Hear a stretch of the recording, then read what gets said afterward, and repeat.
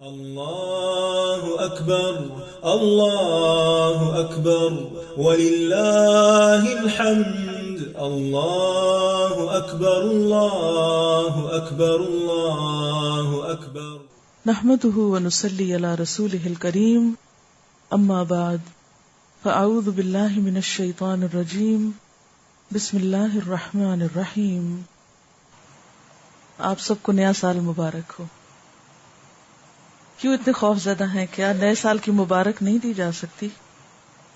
مبارک کا مطلب ہے کہ اللہ تعالیٰ آپ کے لیے یہ سال برکتوں والا کرے، آپ اس سال میں بہت اچھے اچھے کام کریں، خوب نیکیاں کمائیں، اللہ کے قریب ہوں. مبارک دینا جو ہے نئے سال کی، اس میں کوئی قباحت نہیں ہے، کیونکہ یہ تو ایک دعا ہے. اور اس موقع پر اس لیے کہ ہم عملاً عیسوی سال استعمال کرتے ہیں یا ہم اپنی تاریخیں عیسوی سال کے اعتبار سے گنتے ہیں یا اوقات اور مہینوں کا حساب کرتے ہیں. تو جب ایک چیز ہمارے استعمال میں ہے ہی تو پھر اس اعتبار سے خاص دعا کرنا، خاص نیکی کے کاموں کے ہدف مقرر کرنا، اس میں کوئی قباحت نہیں ہے. ایک اور بات یہ ہے کہ سورج اور چاند دونوں اللہ کی نشانیوں میں سے ہیں، دونوں ہی اللہ تعالیٰ نے بنائے ہیں. ہجری کیلنڈر چاند کے اعتبار سے ہے، چاند اللہ کی تخلیق ہے، اور عیسوی کیلنڈر سورج کے اعتبار سے ہے تو سورج اللہ کی تخلیق ہے. ہاں، ہم ہجری کیلنڈر کو عیسوی کیلنڈر پر ترجیح اس لیے دیتے ہیں کہ نبی صلی اللہ علیہ وسلم نے اس کو استعمال کیا، اس لیے اس کی فضیلت اور فوقیت ہے، اس کا استعمال کرنا بہتر ہے. لیکن عیسوی کیلنڈر کو استعمال کرنا منع نہیں ہے، حرام نہیں ہے، گناہ نہیں ہے، غلط کام نہیں ہے، کیونکہ یہ شریعت کے تقاضوں سے ٹکراتا نہیں ہے. تو ہم اس وقت ایک طرح سے دو کیلنڈر استعمال کر رہے ہیں، اپنے دنیاوی امور کے لیے عیسوی کیلنڈر اور اپنے دینی امور کے لیے اور اپنی عبادات کے طور طریقوں کو بجا لانے کے لیے جو اوقات کا تعین ہے وہ ہجری کیلنڈر کے اعتبار سے. بس افسوس کی بات یہ ہے کہ ہمیں محرم، ربیع الاول، رمضان اور حج کے علاوہ باقی مہینوں کی یاد نہیں رہتی، اور باقی مہینوں میں یہ بھی پتہ نہیں ہوتا کہ تاریخ کون سی ہے. اس حد تک غفلت درست نہیں، اس حد تک بے نیازی اچھی نہیں. اس کے لیے کیا ضروری ہے کہ ہم کیا کریں؟ دونوں تاریخیں یاد رکھا کریں یا رکھنے کی کوشش کیا کریں. تو میرے خیال ہے کہ اس سال سے اگر ہم دونوں تاریخوں کا استعمال شروع کر دیں اور جہاں تاریخیں لکھی جائیں یا کہیں بھی ایک جگہ، تو ریمائنڈر کے طور پر کسی سافٹ بورڈ پر یا کسی بھی جگہ ایک تاریخ کے ساتھ دوسری کا بھی ذکر کر دیا جائے تاکہ ہمیں یاد رہے. اگر ہم کچھ سنتوں کو فالو کرنا شروع کر دیں تو میرے خیال ہے کہ ہجری کیلنڈر پھر فراموش نہیں ہو سکتا، بھول نہیں سکتا. مثلا نبی صلی اللہ علیہ وسلم ایام 20 کے روزے رکھا کرتے تھے، یعنی ہر مہینے کے 3 چمکدار راتوں کے جو دن ہوتے ہیں اگلے، وہ ایام 20 کہلاتے ہیں، 13، 14 اور 15. تو اگر ہم اس سنت پر عمل کرنے لگے تو انشاءاللہ ہمیں ہجری کیلنڈر جو ہے وہ بھولے گا نہیں. وقت کا جو تعین ہے وہ رات، دن اور سورج چاند کے اعتبار سے ہوتا ہے، اور ان چیزوں کو اللہ تعالیٰ کی نشانیاں قرار دیا گیا ہے کہ یہ اللہ کی نشانیوں میں سے ہے. قرآن پاک میں اللہ تعالیٰ فرماتے ہیں یولج اللیل فی النہار ویولج النہار فی اللیل وسخر الشمس والقمر کل یجری لاجل مسمی، کہ اللہ تعالیٰ رات کو دن میں اور دن کو رات میں داخل کر دیتا ہے، اور اس نے سورج اور چاند کو مسخر کر رکھا ہے، ہر ایک ایک وقت مقرر تک کے لیے چلا جا رہا ہے یا چل رہا ہے. اسی طرح ایک اور جگہ پر اللہ تعالیٰ فرماتے ہیں وَسَخَّرَ الشَّمْسَ وَالْقَمَرَ كُلٌّ يَجْرِي إِلَىٰ أَجَلٍ مُّسَمًّى، اور سورج اور چاند ان کو اللہ نے مسخر کیا اور ان میں سے ہر ایک ایک وقت مقرر تک کے لیے چل رہا ہے. یعنی اگرچہ سورج چاند اوقات بتانے کے لیے ہیں، لیکن ان کا اپنا بھی ایک وقت مقرر ہے، وہ خود بھی ایک وقت کے پابند ہیں. دن اور رات کا تصور کیا ہے؟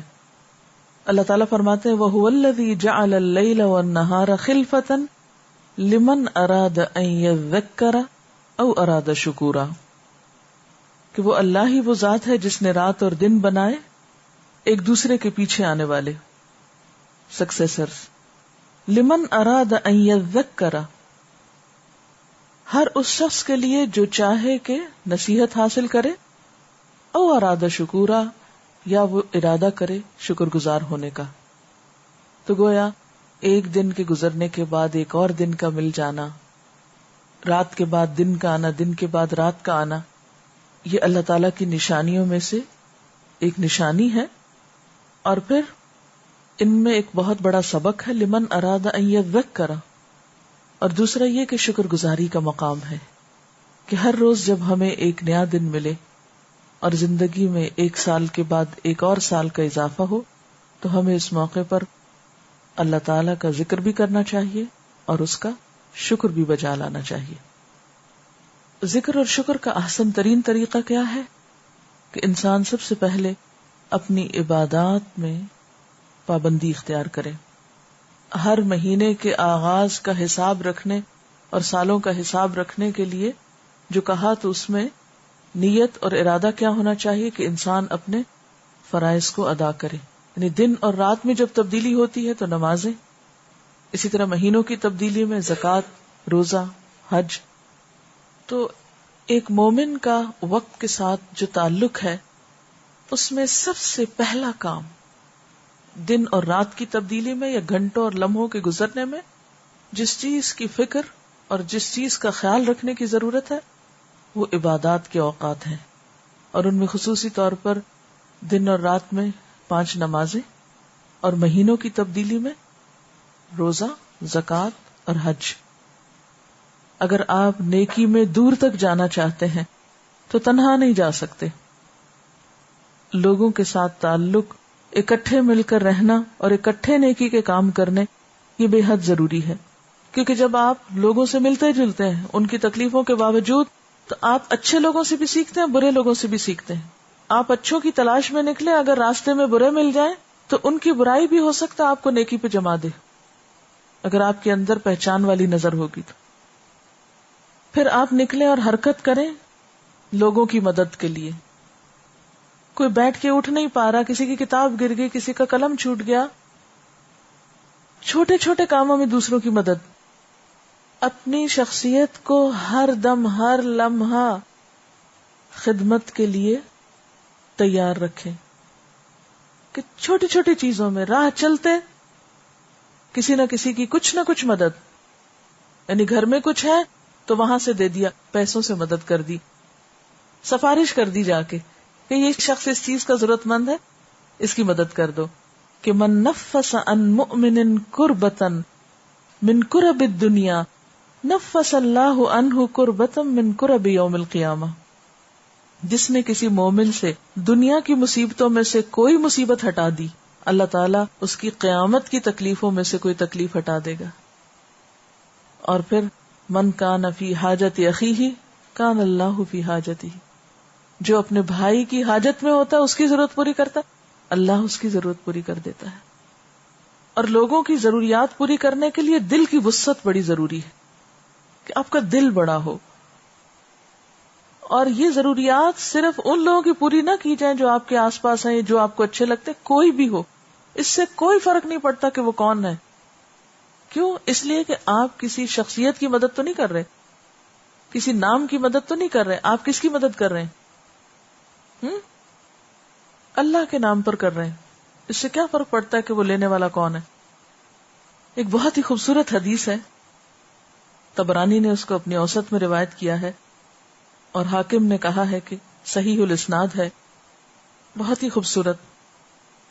نبی صلی اللہ علیہ وسلم نے فرمایا وَلَأَن يَمْشِي أَحَدُكُمْ مَعَ أَخِيهِ فِي قَضَاءِ حَاجَتِهِ، تم میں سے کوئی شخص اپنے بھائی کے ساتھ اس کی ضرورت پوری کرنے کے لیے چلے، یعنی کسی کی مدد کے لیے جب تم میں سے کوئی نکلتا ہے وَأَشَارَ بِإِصْبَعَيْهِ، اور آپ نے اپنی 2 انگلیوں کے ساتھ اشارہ کر کے سمجھایا کہ اس کا یہ عمل افضل ہے، بہتر ہے، من ان یعتکف فی مسجدی ھذا شہرین، میری اس مسجد یعنی مسجد نبوی میں 2 مہینے اعتکاف میں بیٹھنے سے زیادہ افضل ہے اجر کے اعتبار سے.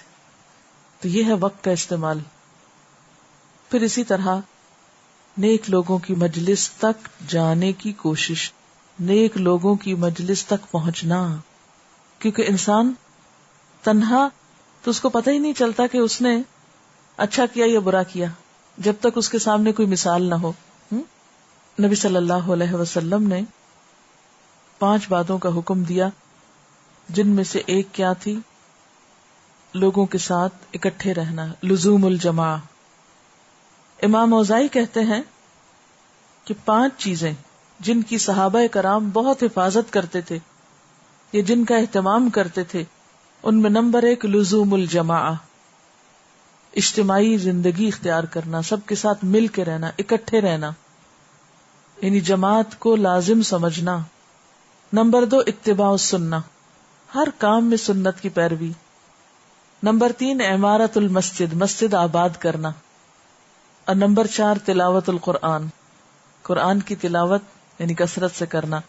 اور پھر نمبر 5 والجہاد فی سبیل اللہ، اللہ کے راستے میں جہاد کرنا.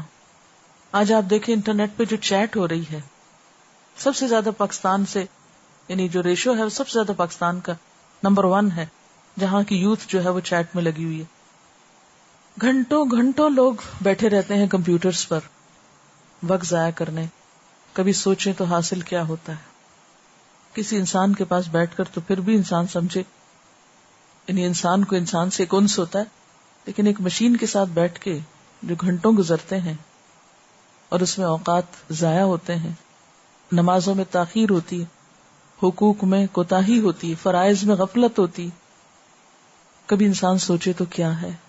محض خواہشات نفس کی تکمیل اور وقت کا ضیاع. جب تک ہم اپنا احتساب خود نہیں کریں گے، جب تک ہم خود اپنے ساتھ سچے نہیں ہوں گے، کوئی شخص ہمارے لیے کچھ نہیں کر سکتا. تو اس لیے ہم سب اپنا اپنا حساب کریں. سبحانک اللہم و بحمدک، اشہد ان لا الہ الا انت، استغفرک و اتوب الیک. والسلام علیکم و رحمۃ اللہ وبرکاتہ.